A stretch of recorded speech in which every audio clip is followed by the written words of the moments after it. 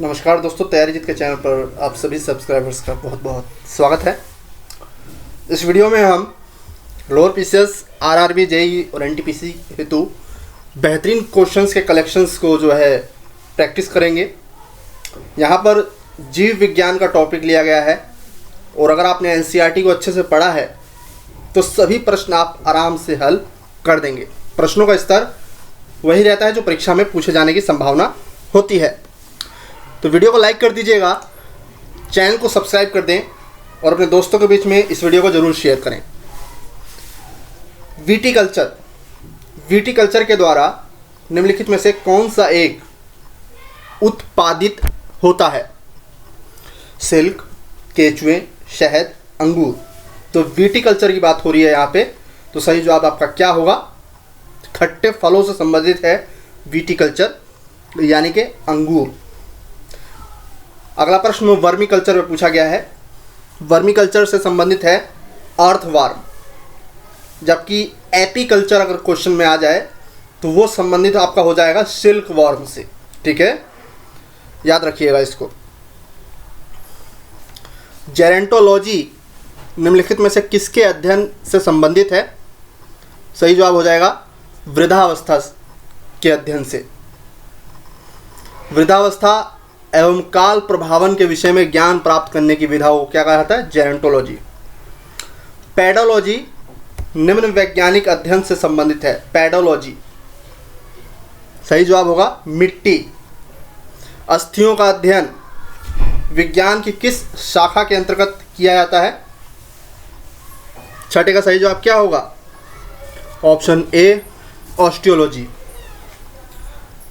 एक प्रश्न पूछा जाता है ऑस्टियोमलेशिया, जो कि हड्डियों से संबंधित रोग है, किस विटामिन की कमी से होता है?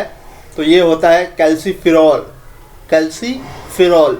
और कैल्सीफिरॉल जो है किस विटामिन का रासायनिक नाम है? विटामिन डी, जो सूर्य की किरणों में पाया जाता है और इससे होता है ऑस्टियोमलेशिया रोग, जो कि अस्थियों से संबंधित होता है।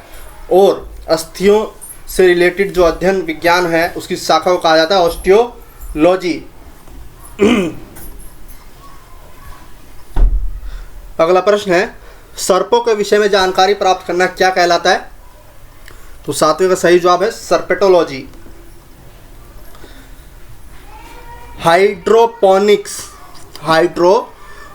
क्या है? हाइड्रोपोनिक्स जो है वो क्या है? सही जवाब है मृदा विहीन पादप संवर्धन।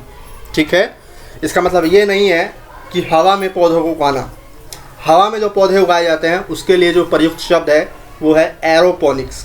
ठीक है, यहाँ पे हाइड्रोपोनिक्स की बात हो रही है, यानी कि पानी में उगाने की बात हो रही है। वर्तमान प्रमाण के अनुसार पृथ्वी पर जीव का उद्गम हुआ है लगभग कितने वर्ष पूर्व? तो 9वें का सही जवाब है ऑप्शन डी। पृथ्वी पर सबसे पुराना जीव कौन सा है? आपके ऑप्शंस हैं नील हरित शैवाल, कवक, अमीबा और युगलीना। 10वें का सही जवाब हो जाएगा नील हरित शैवाल। शैवालों से रिलेटेड जो है कुछ क्वेश्चंस अक्सर एग्जाम में पूछे जाते हैं कि शैवाल जो है किसका प्रचुर स्रोत है? तो आपको पता होना चाहिए आयोडीन का। आयोडीन की कमी से होने वाला रोग गोइटर है, जिसको कहा जाता है घेंगा। ठीक है, और शैवाल कहाँ पाया जाता है? तो शैवाल समुद्र में और नदियों में पाया जाता है। ठीक है, जंतु विज्ञान का अध्ययन क्या कहलाता है? सही जवाब हो जाएगा ऑप्शन सी जीवित और मृत जानवरों दोनों का अध्ययन। फूलों के अध्ययन को क्या कहा जाता है? 12वें का सही जवाब हो जाएगा ऑप्शन बी एंथोलॉजी। कुल मिलाकर लगभग हम 1000 प्रश्न जो हैं जीव विज्ञान पर कवर करेंगे, जिससे कि आपकी प्रैक्टिस अच्छे से अच्छे हो जाए। कीटों के वैज्ञानिक अध्ययन को क्या कहा जाता है? तो 13वें का सही जवाब है एंटोमोलॉजी। और ये जो ऑप्शन ए देख रहे हैं आप इक्थियोलॉजी, ये मत्स्य उत्पादन के लिए जो जाना जाता है, जबकि पैरासाइट जो कीटों का अध्ययन होता है वो आता है पैरासिटोलॉजी में। कौन सा विषय जनसंख्या एवं मानव जाति के महत्वपूर्ण आंकड़ों के अध्ययन से संबंधित है? तो सही जवाब हो जाएगा जननांकीय। विभिन्न संस्कृतियों के वैज्ञानिक विवरण के तुलनात्मक अध्ययन को क्या कहते हैं? 15वें का सही जवाब है ऑप्शन ए इथेनोलॉजी। जैविक जगत में होने वाले कार्य गुण पद्धति के अध्ययन के इस ज्ञान को मशीनी जगत में उपयोग करने को क्या कहा जाता है? 16वें का सही जवाब है ऑप्शन ए बायोनिक्स। अगला प्रश्न देखते हैं। पेलियो वनस्पति के अंतर्गत किसका अध्ययन किया जाता है?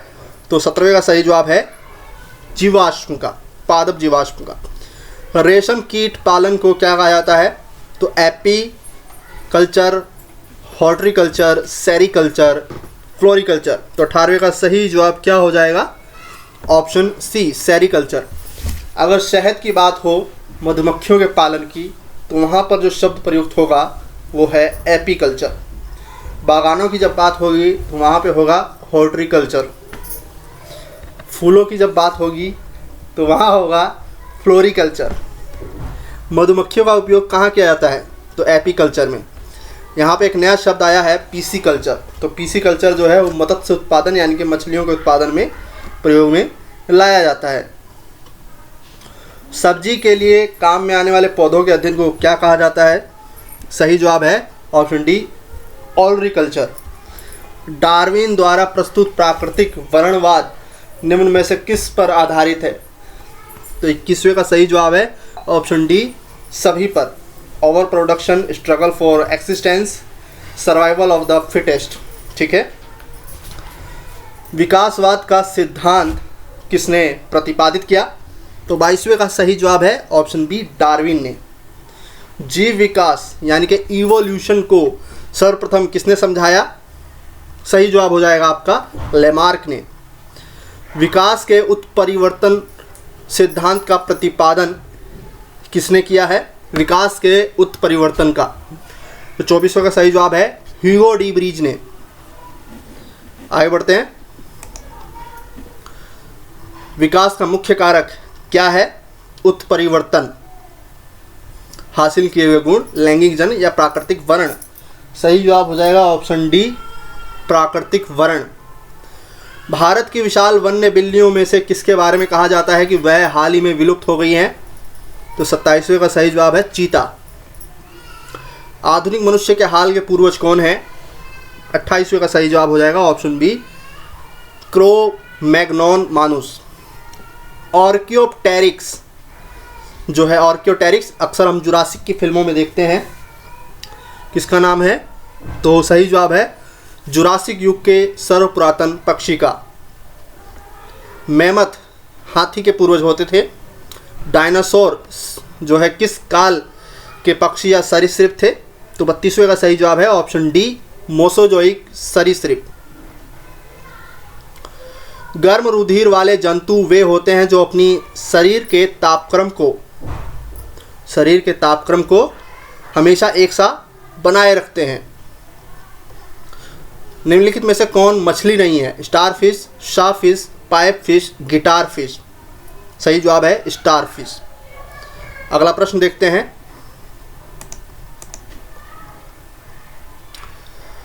निम्न में से कौन सा एक वास्तविक मीन यानी कि मछली है? आपके ऑप्शन है रजत मीन, क्रेफिश, जेलीफिश, कैटफिश।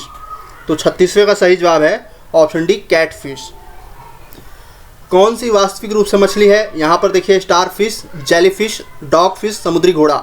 तो 37वें का सही जवाब हो जाएगा समुद्री घोड़ा एक मछली है। यहाँ पर देखिए कौन सा एक मछली है पूछा है, क्वेश्चन को घुमा दिया है। समुद्री खीरा, समुद्री गाय, समुद्री बाघ, समुद्री घोड़ा। तो यहाँ पे भी ऑप्शन सी होगा। सबसे बड़ा स्तनपायी जीव कौन सा होगा? तो व्हेल मछली। ठीक है, तो स्तनपायी में आता है व्हेल मछली। कौन सा स्तनपायी है? Shark, squid, whale, octopus. पता होना चाहिए व्हेल। कौन अंडे देता है और सीधे बच्चे नहीं देता?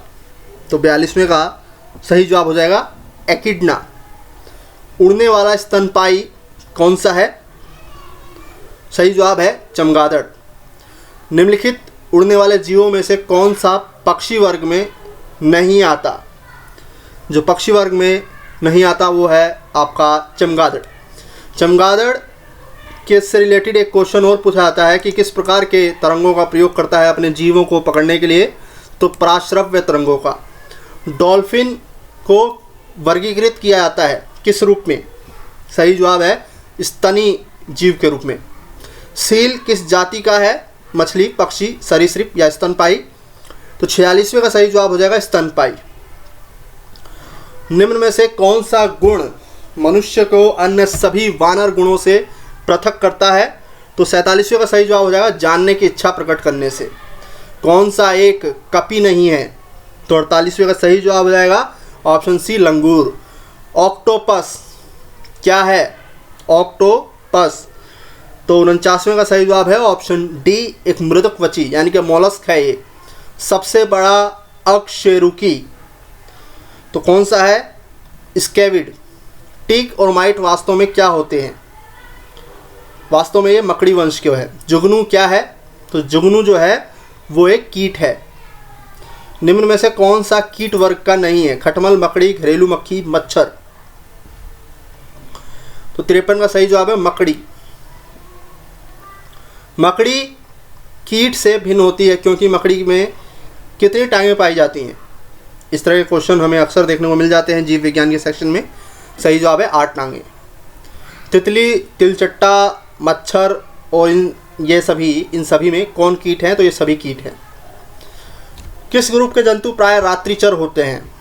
चारों ऑप्शंस को देखिए। 56 का सही जवाब हो जाएगा मच्छर, चमगादड़ और उल्लू।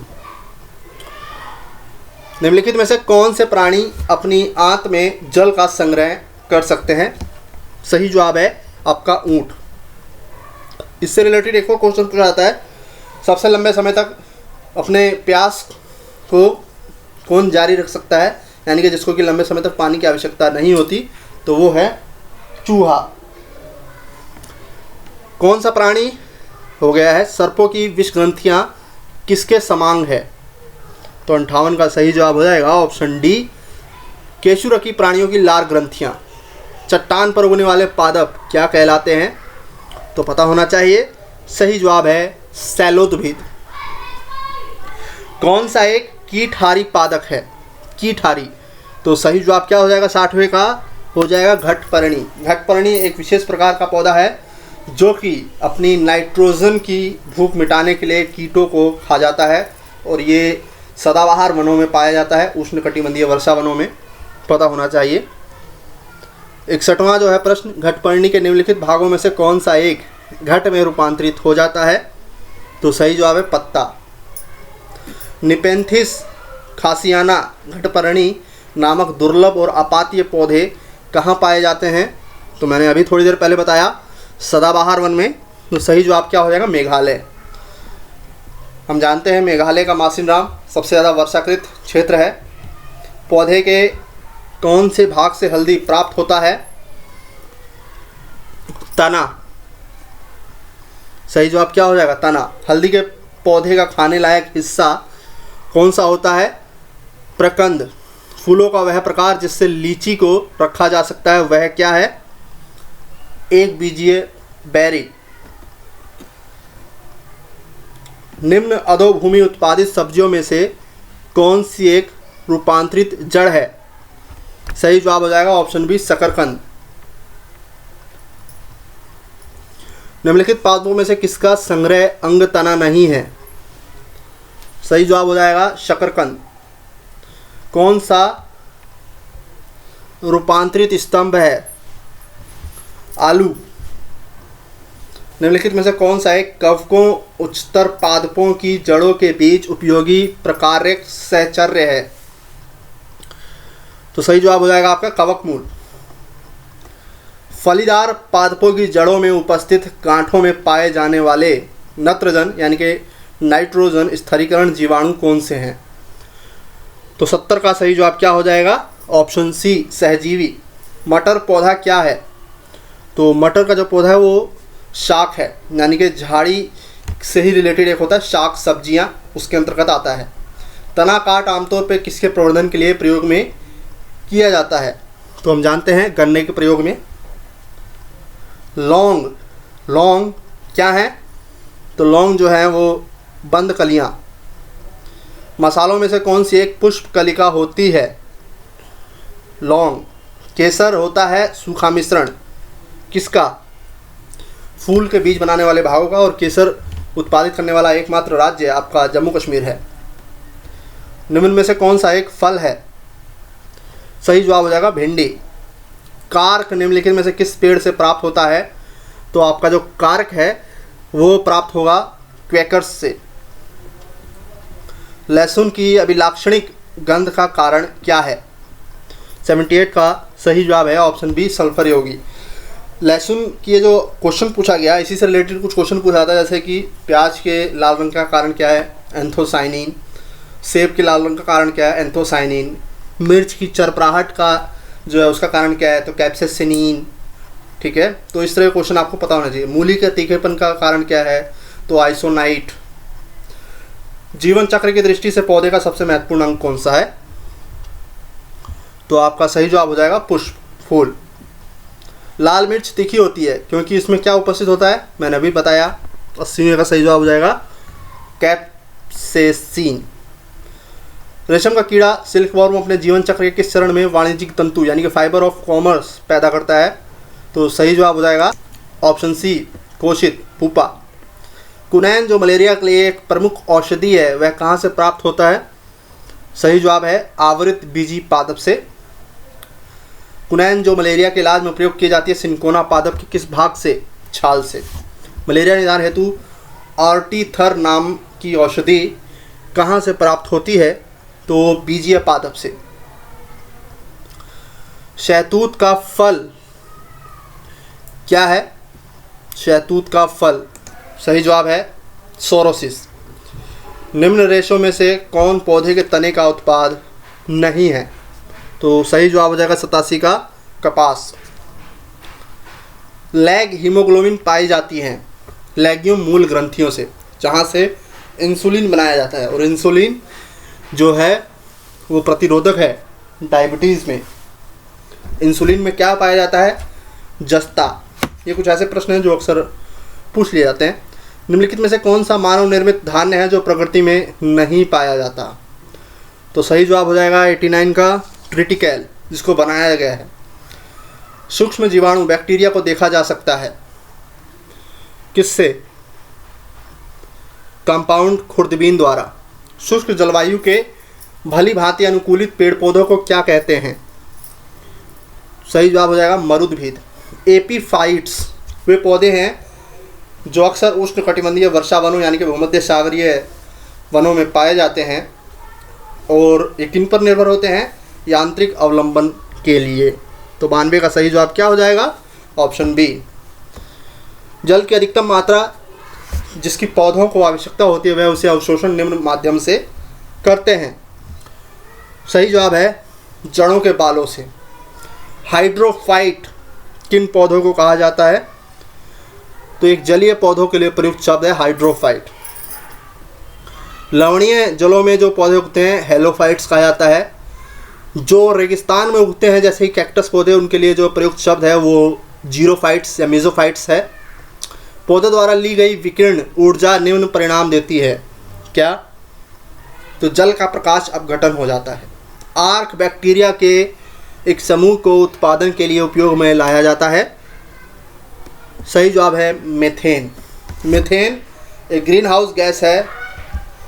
पशुओं को प्रजनन में मीथेन गैस निकलती है। धान का खेत जो है वो मीथेन गैस का सोर्स है। दलदली भूमि यानी कि जो आर्द्र भूमियाँ होती हैं वो भी मीथेन गैस यानी कि मार्स गैस का जो है प्रचुर स्रोत होते हैं। अधिकांश कीट शोषण कैसे करते हैं? तो आपको पता होना चाहिए कीटों के लिए जो रेस्पिरेशन का काम किया जाता है वो किया जाता है उनके वातक तंत्र से। सेब के फल में लाली का कारण क्या है? एंथोसाइनिन। टमाटर के लाली का कारण क्या है? लाइकोपीन। पता होना चाहिए आपको। एक होता है कैरोटीन और एक होता है कीरेटीन। तो पता होना चाहिए आपको दोनों के बारे में। टमाटर में लाल रंग का कारण क्या है? लाइकोपीन, बता दिया मैंने। ईस्ट और मशरूम क्या है? अंतिम प्रश्न इस टेस्ट का। सही जवाब है फफूंद है ये, ठीक है, फंगी। तो अभी हमने कुल 100 प्रश्न कवर किए। इस तरीके से मैं कोशिश करूँगा कि ये पहला वीडियो है, मैं कुल मिला के 1000 प्रश्न जो है जीव विज्ञान के आपके कवर करा दूँ। फिर हम भौतिक और रसायन विज्ञान भी देखेंगे। ये सभी क्वेश्चंस जो हैं आ चुके हैं परीक्षाओं में। अगर आप जो हैं घटना चक्र, एनसीईआरटी इन सबको अच्छे से पढ़ चुके हैं तो ये सभी प्रश्न आप आराम से हल कर सकते हैं। आशा करता हूँ कि आज की ये वीडियो आपको पसंद आई होगी। वीडियो पसंद आए तो वीडियो को लाइक कर दीजिएगा, शेयर कर दीजिएगा और आपके कमेंट आमंत्रित हैं। तो मिलते हैं अगले वीडियो में। नमस्कार, धन्यवाद।